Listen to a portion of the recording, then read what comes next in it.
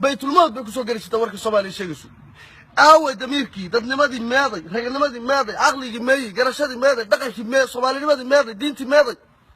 وأنا واحد سادونس ما هو ميديها أنا عفر إنه توقع أو إلهي كفرت حيوان عقل الحين كعاي دجال ماي إسكالياي ورهيد لبعض كل يتطبيق تورك الوجلة حبشدي أورا يسيب ضيح قعمت وبعدين إيكو دستو أرض الصويا قاعد يسوى واحد ترى ما دحمر يبتروه صاو يعي وعلى waxay haystaan ma jirto gaashada adduunka ma yaa ugu soo qaataa xabashidii ureysay ee dufka lahayd ba waxa weeye adduunka meel ka qabsatay dhinac ka raacday anoo Soomaaliya oo muslim oo Ilaahay i doortay Ilaahayba qofka Soomaaliga Rabbi baaba doortayba sa Ilaahay muslim buu ka dhigay Ilaahay Soomaali buu ka dhigay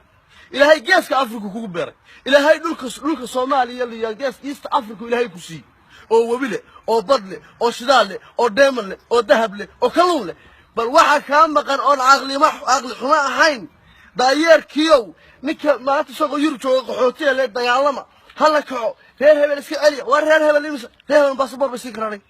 فيه من أنا منور بسكران مريال هبل بعاني كفين كرا يو يا قفك الصومالي ما تكون عشان قربها وتشوق مالك سهل نقطين يكونوا هذا والله بان وجهي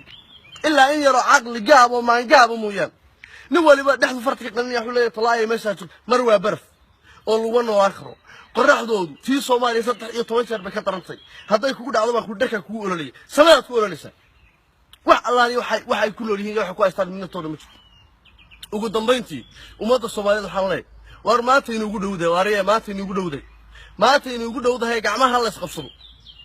daalimiinta tuugada ana yaa loo joojinay dhinaca la iska mariyo waa ninkii qabiil ku dhirgayo adaa cirka roobku